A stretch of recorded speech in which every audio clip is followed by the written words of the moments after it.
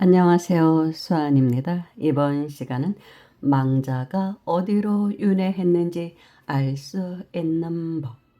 이 내용은 광우 스님의 법문에서 가져왔습니다. 옛날에 어느 스님이 있었습니다.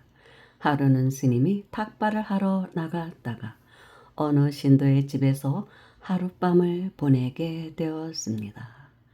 이튿날 아침 스님이 마당에서 세수를 하고 있을 때였습니다. 집주인이 마당에 나와서 그 집 머슴을 부르는 것입니다. 얘야, 엊그제 윗마을 박첨지가 죽었다는구나. 박첨지가 천상세계에 갔는지 아니면 지옥에 떨어졌는지 알아봤느냐? 그러자 머슴은 냉큼 대답을 합니다. 예, 마님, 박첨지는 지옥에 떨어졌습니다. 그러자 주인이 혀를 차면서 말했습니다. 안타깝구나. 그런데 저 아래 사는 김첨지도 죽었다던데 그 사람은 또 어떻게 되었다더냐?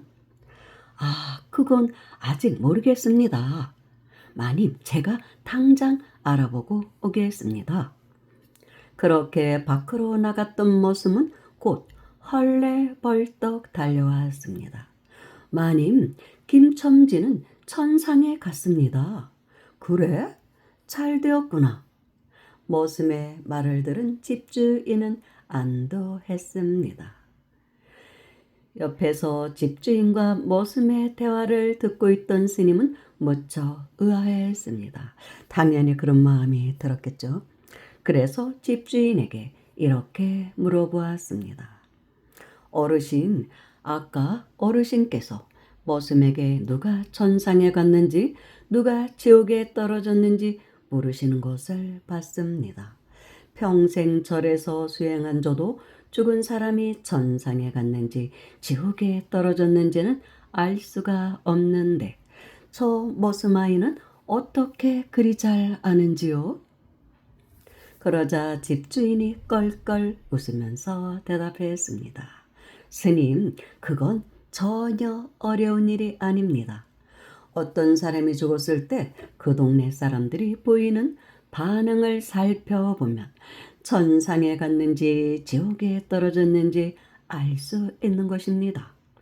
만약 동네 사람들이 슬퍼하고 안타까워하면 그 사람은 분명히 천상세계로 갔을 것입니다. 반대로 동네 사람들이 기뻐하고 고소해하면 그 사람은 분명 지옥에 떨어졌을 것입니다. 아주 당연한 도리가 아닌지요. 집주인의 설명을 들은 스님은 무릎을 탁 치면서 감탄했습니다. 정말 감탄할 만한 그런 내용이죠. 그런데 사실은 또 굉장히 평범한 내용이기도 해요. 민심이 천심이니까 민심은 다 알고 있는 것이죠. 그 사람의 살아온 행적을 보면 다음 생 어디로 가는지는 다 알 수가 있는 것입니다. 예견할 수가 있는 것이죠. 그래서 사람이 나이를 먹으면 점쟁이처럼 잘 맞춘다는 말이 있습니다. 그만큼 연륜이 쌓이다 보면 세상 이치를 터득하게 되거든요. 그래서 노인부는 지혜가 있다라는 말을 하는 것입니다. 삶의 지혜가 생기거든요. 그래서 누군가를 보면 어느 정도 그 사람의 앞날을 예측할 수도 있다는 것입니다. 그런데 이런 이야기를 귀로만 듣고 끝내면 안 됩니다. 인가법에서는 이런 이야기를 합니다. 가난한 집에 태어났지만 자수성가해서 말년에 성공하는 사람도 있습니다. 이런 사람은 전생에 처음에는 복을 짓지 않다가 말년에 이르러 복을 지은 경우라고 합니다. 반대로 좋은 집안에서 태어나 호의호식하고 살았지만 말년에는 공공하게 사는 사람도 있습니다.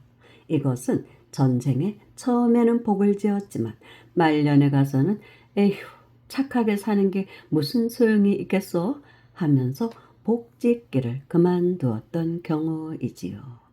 또 전생에 복을 짓기는 했는데 사람으로 태어날 만큼 충분히 짓지는 않은 경우도 있을 것입니다.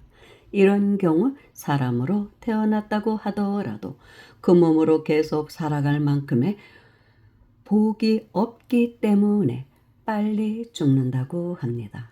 그러니 지금부터 당장 조금이라도 복을 지어야 합니다.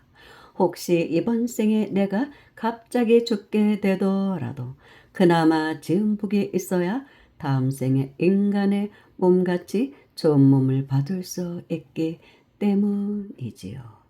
그런데 사실 복을 지으며 사는 것이 결코 쉽지는 않습니다. 그래서 불교에서는 사람으로 태어나기가 힘들다고 이야기하는 것이지요. 그러니 여러분이 이번 생에 이렇게 사람으로 태어나 있는 것은 전생에 나름대로 지은 복이 있기 때문인 것입니다. 사람으로 태어났다고 해도 살아가는 모습은 다 다릅니다.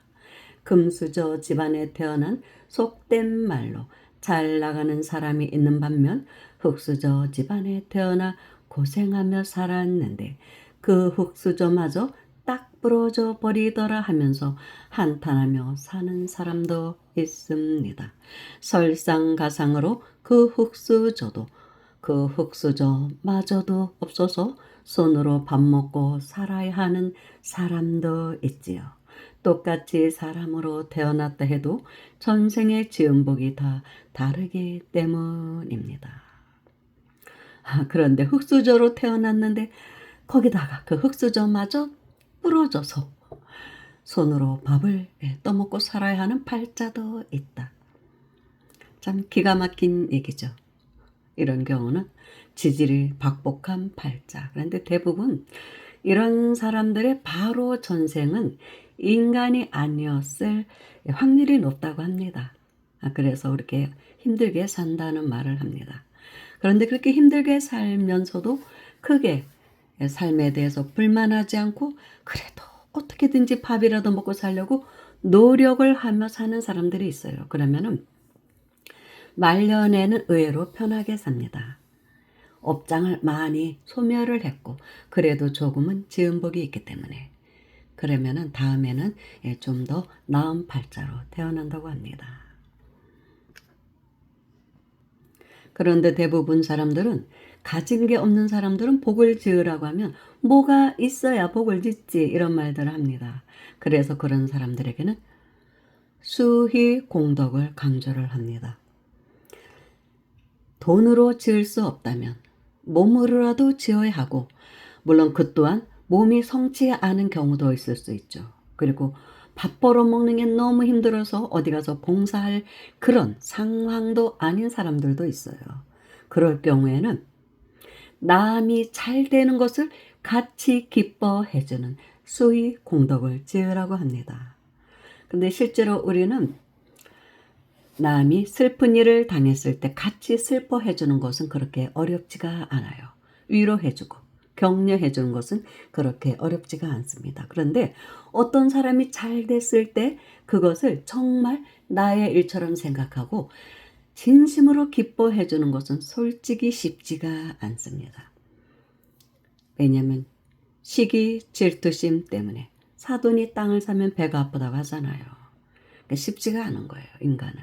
남이 잘 되는 것을 축하해 주는 것은 겉으로 말로는 하지만 진심으로 마음속에서 우러나서 하는 경우는 부모, 형제 그 정도. 근데 형제도 또 시기 질투하는 경우도 있더라고요. 형제도.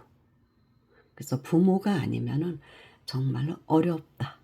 부모님이야 자식이 잘 되는 거 뭐 나의 일처럼 기뻐하시죠. 한 몸으로 생각하시니까. 근데 형제도 또 다르더라고요. 그런 게 있는 거예요. 그래서 그 공덕을 지으면 오히려 금은보화로 짓는 복보다 훨씬 크다고 하는 것입니다. 짓기 어려운 복이기 때문에. 그리고 사는 게 힘들지만 얼굴을 찡그리지 말고 그래도 늘 밝은 얼굴을 하라는 것입니다. 그러면 정말로 복이 들어오고 또 나의 찡그린 얼굴을 보고 주변 사람까지 마음을 어둡게 만든다는 것도 그것도 업을 짓는 것이거든요. 그래서 나를 보는 사람들이 환희심을 내게 하고 좀 이렇게 각성도 시키게 되고 이러면은 그 자체로 복을 짓는 것이죠. 그러다 보면 언제인지 모르지만 좋은 운이 오는 때가 있는 것입니다. 그래서 대부분 전생에 가지고 온 복은 70%라고 보통은 얘기합니다. 그리고 이 생에 닦은 복이 30%다. 이렇게 얘기하는 분도 있고 전생에 갖고 오는 복은 50%고 25%는 이 생에 닦은 복, 나머지 25%는 보이지 않는 세계의 도움이라고 말하기도 합니다. 음계의 도움이 없이는 또 이 양계에서도 완전한 우리가 어떤 성공이나 행복을 이루긴 어렵다는 것이죠. 그래서 그렇게 말씀하시는 분도 있습니다. 오늘 방송은 여기서 마치겠습니다. 감사합니다.